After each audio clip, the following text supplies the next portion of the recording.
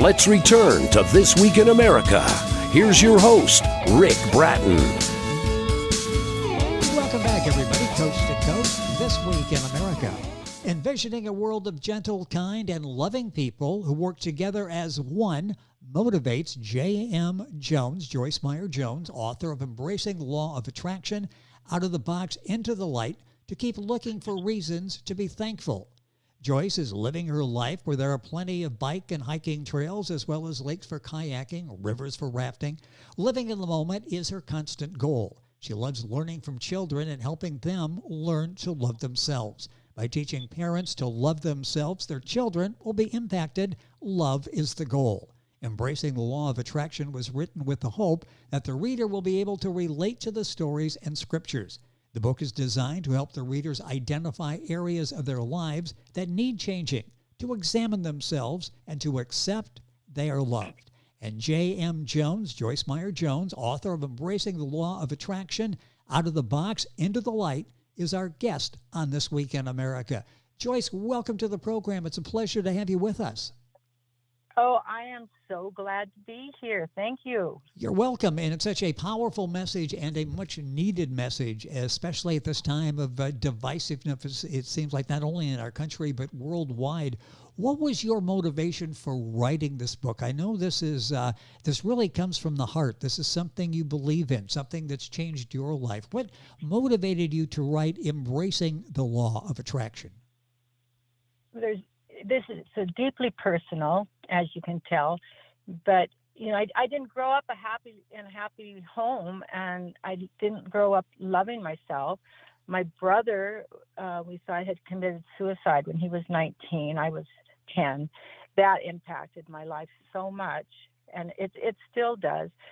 And as a teacher, a substitute teacher, I met a lot of children, young ones. They were elementary school and middle school who didn't like themselves. They didn't love themselves. And especially this one little kid, I'll call him Diego. He had a cleft palate repair. And, the things he said about himself just broke my heart. And I just wanted, the motivation to reach more children when they're very young, because by the time they're 5, they don't like themselves. And I grew up with that. So there it is. That is so tragic. And because of your circumstances, you can relate. That's interesting that by 5, they sort of have self-perception nailed down, sort of pin themselves into mentally what they think, who they think they are. The book is Embracing the Law of Attraction. What do you hope to achieve with this book? And that's a difficult question, I'm sure, to answer, because there are so many layers of what you do, what you address in Embracing the Law of Attraction. What overall do you hope to achieve with the book? My goal is to get people to think about themselves and why they don't like themselves and what brought that on. Why?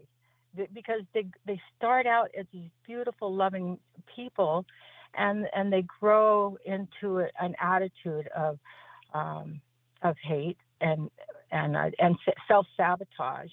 So, I really want to reach people just to think about your thought patterns and how your thought patterns are so powerful that they affect how you speak and how you act.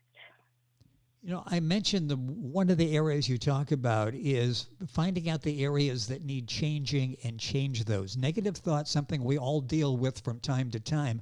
How do we go about changing those negative thoughts? It's difficult, isn't it? Some people just go, that's life and I have to accept it, but you really don't. How do you go about changing the things that need to be changed? Well, first you have to be aware of what your life is, what you've created in your own life by your thought patterns.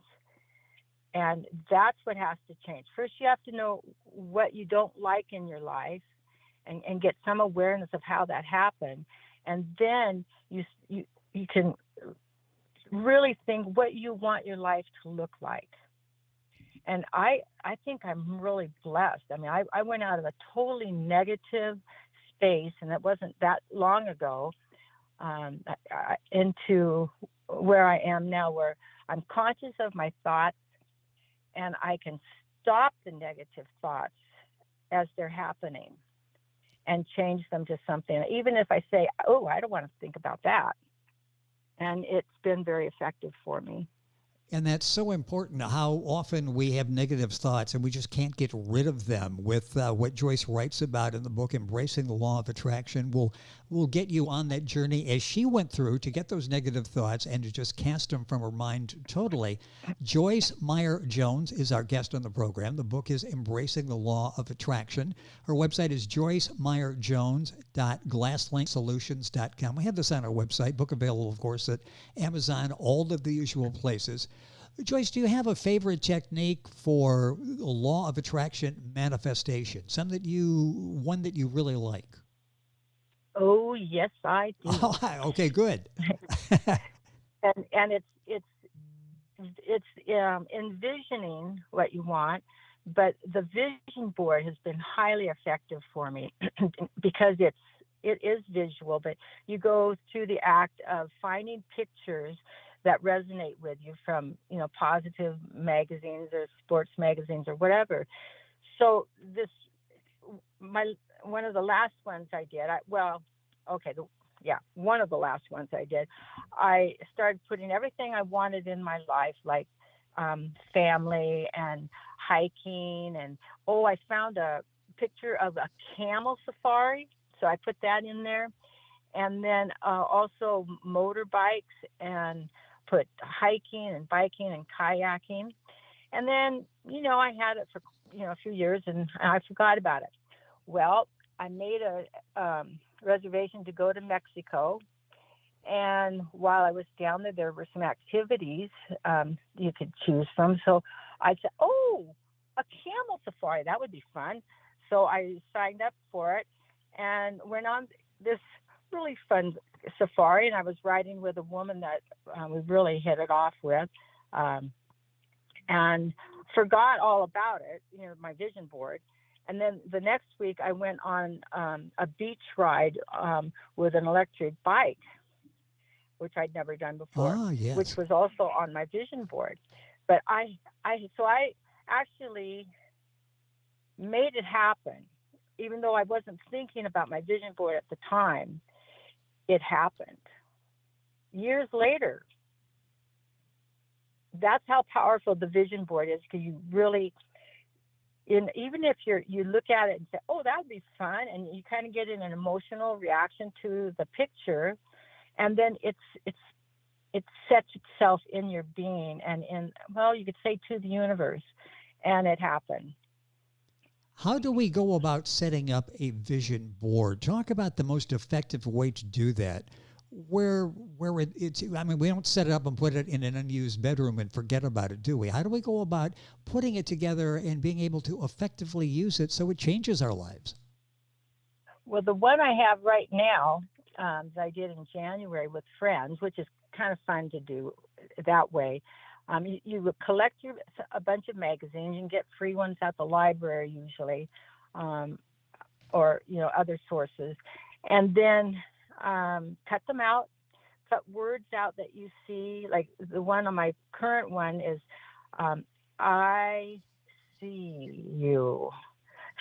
and then there's a lot of beauty in it. There's different scenes that pleased me, and different scenarios that pleased me, and different phrases that I cut up and put together to have more meaning for me, like peace on earth or whatever. And then you can put it in a way, or you could put it out for a while and just look at it. Sometimes you'll ignore it for a while, but then you'll come back to it. I've got it in my living room right now next to my television, and I do see it, and I said, wow, I really like that. I wonder what's going to happen next. You can put it behind the door in the bedroom. But yes. just, they say if you look at your dream 3 or 4 or more times a day, you activate the emotion that that is connected with your thoughts and your words. Joyce Meyer Jones, our guest on the program, author of the book Embracing the Law of Attraction, Out of the Box, Into the Light. Talk about the structure of the book, how you have the book laid out, because you're just not saying go do this. You're sort of holding our hand as we go through the process. You are there as we go through the process. How is the book laid out? I have laid it out in 12 chapters that are very short, because I notice other people are just so verbose. They just use so many words and sometimes say the same thing.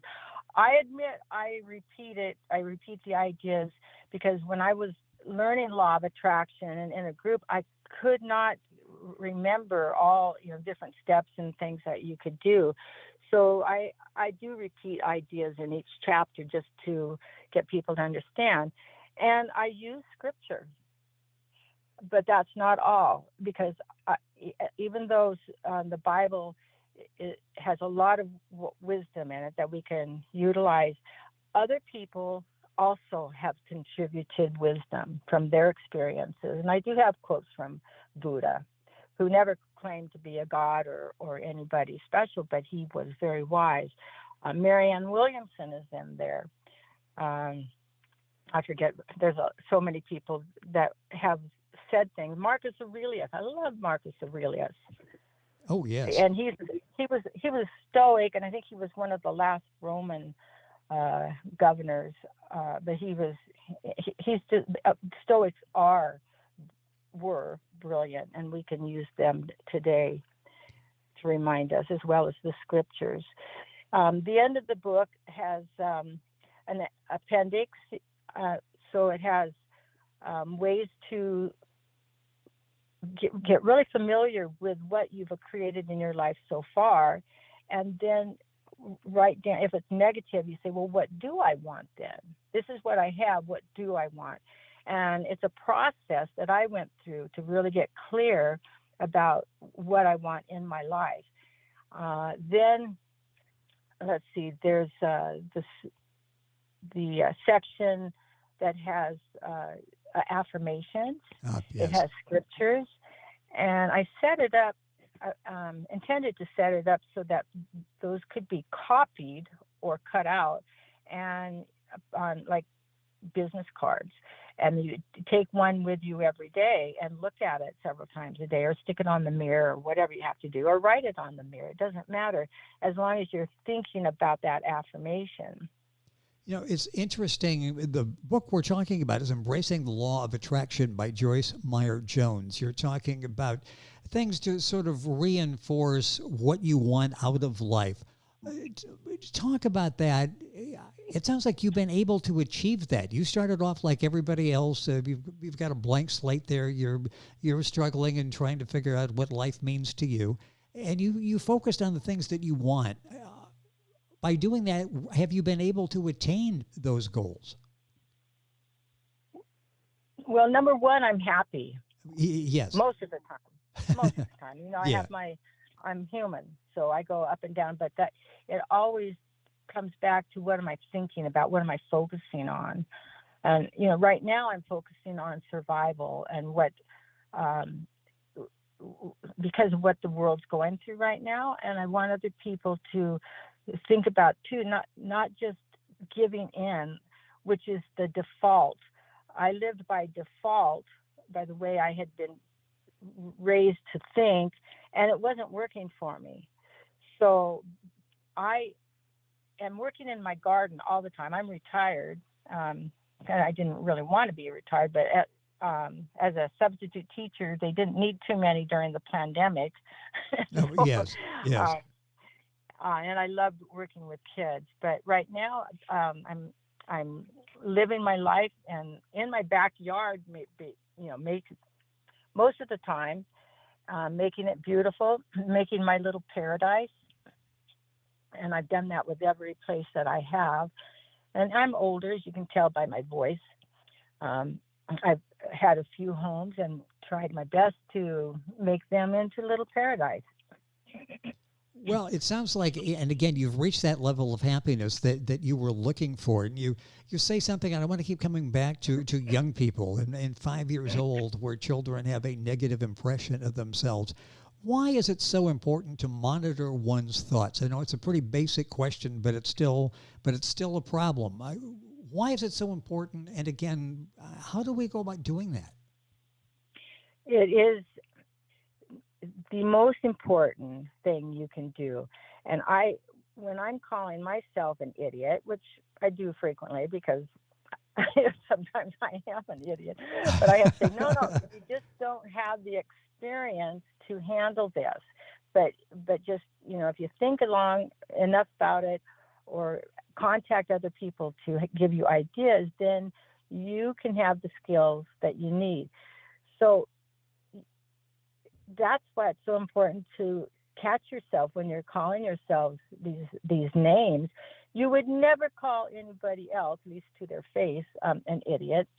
And yes, and that's the key. Say, I love you, Joyce. You're okay. And when I sometimes say, I'm all alone, and then that wee small voice says, Joyce, you're never alone. We've always been with you. And whoever that is, it's such a kind and loving affirmation that I am loved and I'm not alone and I have friends. I couldn't live without that wee small voice most of the time. Yes. Do we all have that voice? I believe we all do, but we have to be quiet and listen to it. Yes. We have to activate it. And that's Joyce Meyer Jones, our guest. Boy, time is going by so quickly. The book is Embracing the Law of Attraction. What do you say when someone says to you, I've heard about this law of attraction? Does it really work? How do you answer that when people ask you? Well, it is interesting because people have really knocked it around for a while. But if you're totally materialistic and asking for things like a Ferrari or something, I don't know. I'm not materialistic like that. But it may come into your life. Who knows? Maybe you'll inherit it. But what I want is experiences to make me grow, to make me appreciate life more. And I know for myself that it works because I've transformed my life. I don't know. I think I think Rhonda Burns, and she did impact me because reading her book, The Secret.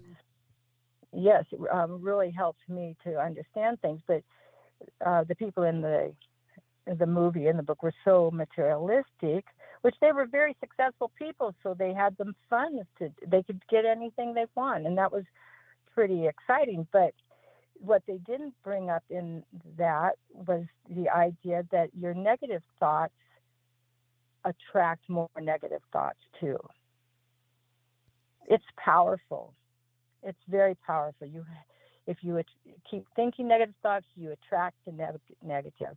I have a friend that, oh boy, does she attract negative people, and her life is not fun. So I try to encourage her to just think about the positive, but she's into it for 70 years of negative thinking, and that's why I want to reach kids, because do it before you're 70, for heaven's sake. Well, let's talk about that. We've got a couple minutes left in the program. Let's talk about it. I'm thinking the 5-year-old you're talking about there. You were in the classroom as a substitute teacher, so you understand what young people are going through.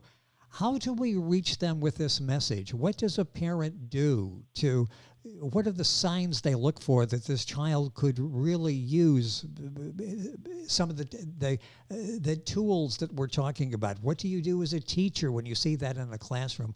What can we do to assist the young people so we don't read about teen suicide being on the increase? Yeah, that's part of the reality right now.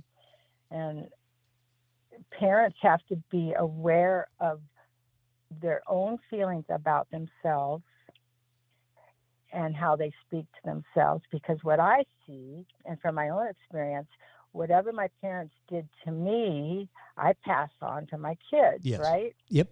Unless I was enlightened enough to stop it. And to a certain point, I did stop it. But I see how awful parents are to their kids. And then they don't even realize they're just doing what their parents did to them. So the parents have to be enlightened. They have to wake up and change their own lives before they can impact the kids, because the children won't do that. They won't be negative if the parents love them. Because I know people, and I'm sure you do too, you know, people that really like themselves and they're happy and they have fun and they expect the best from themselves, and they go get what they really want. But other people don't think they're worth it. Well, I just let that sink in, what you were talking about, so we can be helpful to a new generation. And it is so difficult because we do reflect the way that we were raised, and we have to stop and really go back and in our own minds sort out the good and the bad from what our parents were doing. We know a whole lot more about parenting than teaching even than we did, several decades ago. What is your major hope, to sort of wrap up our conversation, in people reading Embracing the Law of Attraction? What is the best way for them to read the book, and what do you hope the outcome is, the takeaway from reading Embracing the Law of Attraction? My hope is that every individual who envisions a beautiful life full of light will hold hands with the rest of the world who wants that. And that collective thought, vibration, and emotion of what we want will overpower whatever negative is happening. You talk about gratitude. I'm going to slip in one more question here at the end. Talk about the power of gratitude. It doesn't take a whole lot, doesn't cost a whole lot, if anything. How important is gratitude? You're talking about where you live and how you're able to get out and enjoy nature. Talk about that and gratitude, being thankful to be in that position that you're able to take advantage of that. Well, I'll give you a little bit of my recent background. I have 4 children. They all rejected me 6 years ago when a certain president got elected. And there's only one that keeps in contact with me. So I don't get to see my 4 grandchildren. And one grandchild I haven't even seen, and she's 2.5 years old. I could focus on that. But if I do, my spirit will be broken. And so I think of the most beautiful things that are in my life and throw myself into my work, because that I feel good about myself when I'm creating and working. Yes. But also I envision a time when my family will come back to me. That's interesting what you've gone through. If you have any questions, does this work? Joyce, and it sounds like an ongoing struggle to keep your mind straight and to focus on the things that are positive on going on in your life and how it's changed your life. The book is truly life altering for yourself and people you know and family members. The book is Embracing the Law of Attraction: Out of the Box into the Light. The author is Joyce Meyer Jones. The book is available wherever books are sold. Her website is Joyce Meyer, that's Meyer, Jones.glasslinksolutions.com. We'll have that on our website, thisweekinamerica.us. Joyce, it's been a pleasure. Time has gone by too quickly. A pleasure to have you on the program. Thank you so much for sharing this very important message. A privilege to have you on the program today to talk about embracing the law of attraction. Thank you, Rick. It's been a pleasure to be here and to be able to express my own feelings about life and what I want for the young people and for the rest of the world. But we can do it collectively by love and gratitude and vision.